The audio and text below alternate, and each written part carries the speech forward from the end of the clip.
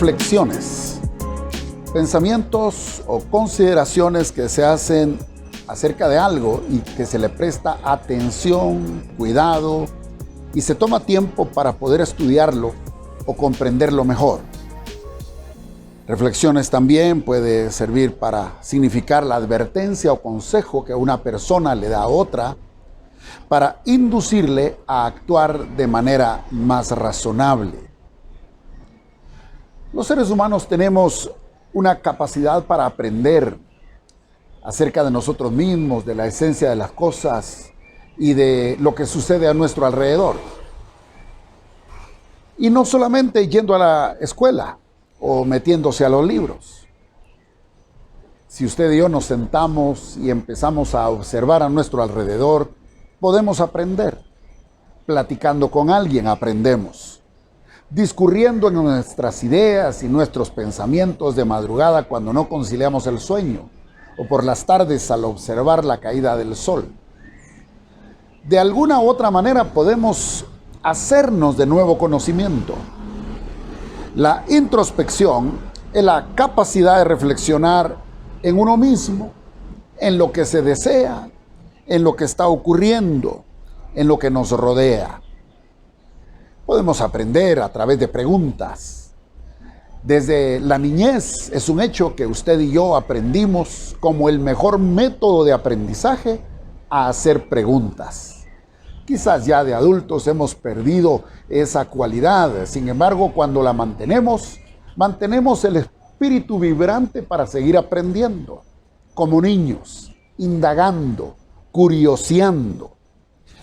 Hay preguntas tan sencillas o hay preguntas tan profundas que se hace el hombre, por ejemplo, como ¿cuál es el fin de la vida? Y a través de la historia, a través de los conocimientos, encontramos respuestas diversas a esa pregunta, que se sigue haciendo por generaciones.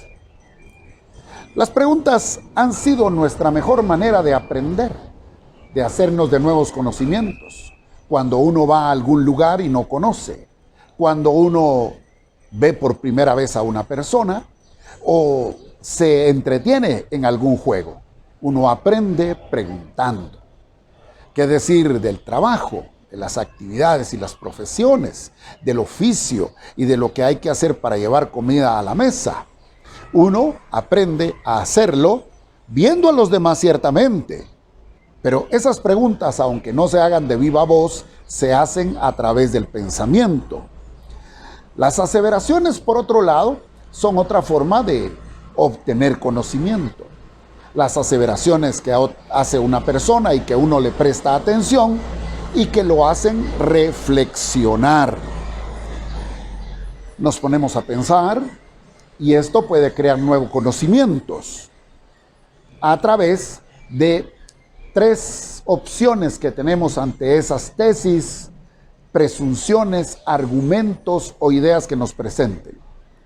Número 1, a través de la defensa que hacen las personas de esa tesis. Número 2, a través de contradecir esas tesis por medio de aquel que las escucha. Y número 3, por medio de matizarlas con aquellos pensamientos o tesis que uno ya ha aprendido y que uno vive. Hay ejemplos prácticos por medio de los cuales nosotros aprendemos y hoy quiero compartirles 2. Para que allí en su hogar, en lo particular o en familia o con los amigos en algún momento puedan compartir. La primera es la reflexión del barbero. Cuenta esta historia que un hombre fue a la barbería para cortarse su cabello y recortarse su barba. Como usualmente lo hacía, entró en pláticas con el barbero, hablando de deporte, de la familia y del trabajo. Y a través de la plática llegaron al tema de Dios. Empezaron a hablar algunos temas importantes sobre Dios. A lo cual el barbero le dijo: fíjese, señor, que yo no creo en Dios, porque para mí Dios no existe. Entonces el cliente le dice al barbero: ¿pero por qué usted dice que Dios no existe? Simplemente hay que salir a la calle, le dijo el barbero, y darse cuenta de la situación en que vive la gente. Si Dios existiera, no habrían pobres, no habrían niños con hambre sufriendo en el mundo. Eso a mí me demuestra que Dios no existe. O dígame, le dice nuevamente el barbero a su cliente, ¿existiría Dios y al mismo tiempo tantos enfermos, hogares sufriendo, mujeres abandonadas y niños que están padeciendo? Si Dios existiera, le dijo el barbero con insistencia, no habría tanto dolor en el mundo. Yo no puedo pensar que exista un Dios de amor y que al mismo tiempo exista una humanidad hundida en el error, en el temor y en la inmoralidad.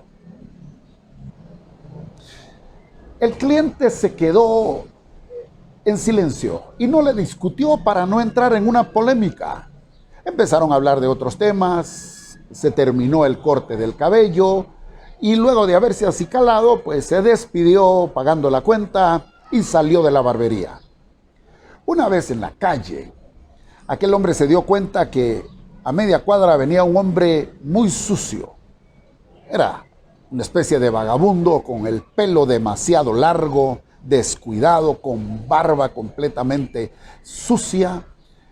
Y se vuelve para adentro a hablar con el barbero y le dice, oiga, le dice, me he dado cuenta que los barberos no existen.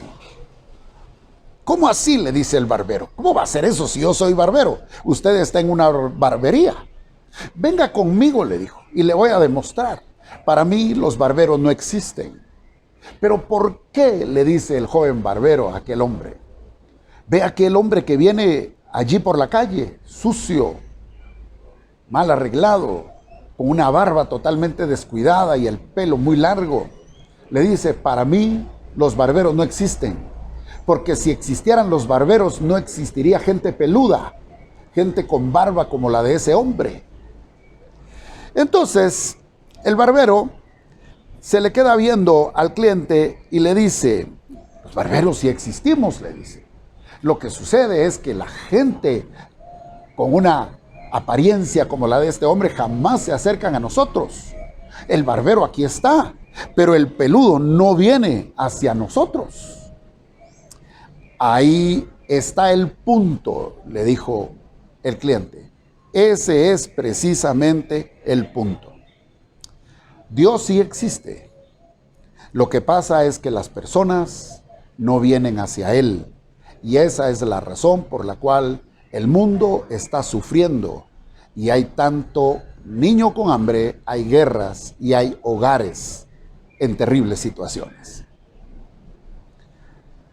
A través de las anécdotas, a través de los cuentos, a través de las historias de la vida, podemos ponernos a pensar.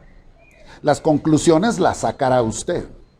Las conclusiones le llevarán a armar una nueva forma de ver la vida, de verse a sí mismo y de ver a los demás, y especialmente en estos casos, considerar acerca de la existencia de Dios. Otro ejemplo que quiero compartir con ustedes es aquel niño que en esas preguntas de curiosidad que le hacen a los padres, sale un día el niño a encontrar a su papá y le dice, papá, ¿de qué tamaño es Dios? El padre, que estaba en el jardín, afuera de la casa, le dice, mijo, vení, mira hacia el cielo, le dice, mira hacia lo más alto. ¿Qué va allá? Ah, es un avión, dijo, y es tan chiquitito. Así es Dios, papá, le dijo, es tan chiquitito. En otra oportunidad, el padre llevó a su hijo al aeropuerto, iban a recoger a algunos visitantes que venían de otro país, y tuvo la oportunidad de acercar a su hijo a donde estaban los aviones. Su hijo, admirado, le dijo, ¡wow! Papá, qué grande es el avión. Así es Dios, le dijo. Si estás lejos de Él, lo ves muy chiquitito, pero si te acercas a Él, verás cuán grande y qué capaz de hacer muchas cosas es Él. Otra breve anécdota e historia que de una manera sencilla y práctica pueden hacernos pensar en muchas cosas de la vida, en especial acerca de Dios.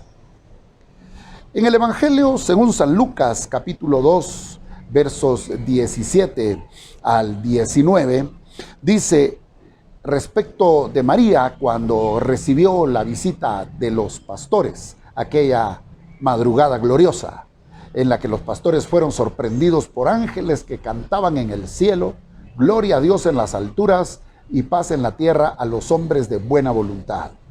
Y un ángel se apareció, el ángel Gabriel se apareció para anunciarles que había nacido en la ciudad de Belén el Salvador. Estos pastores, luego de la sorpresa y del temor, se llenaron de gozo y con alegría fueron corriendo a donde estaba el niño en pañales. Y contándole la historia a María y a José, dice la Escritura en Lucas 2, 17 al 19, luego de escuchar a los pastores y lo que el ángel había dicho, María reflexionaba sobre todo esto y trataba de entenderlo.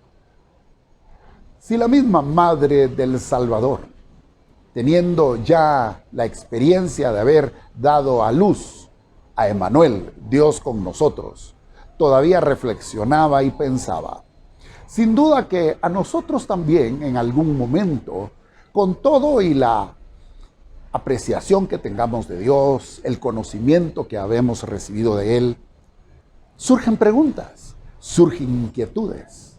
Pero esta reflexión debe llevarnos para acercarnos a Él, para aclararnos el panorama.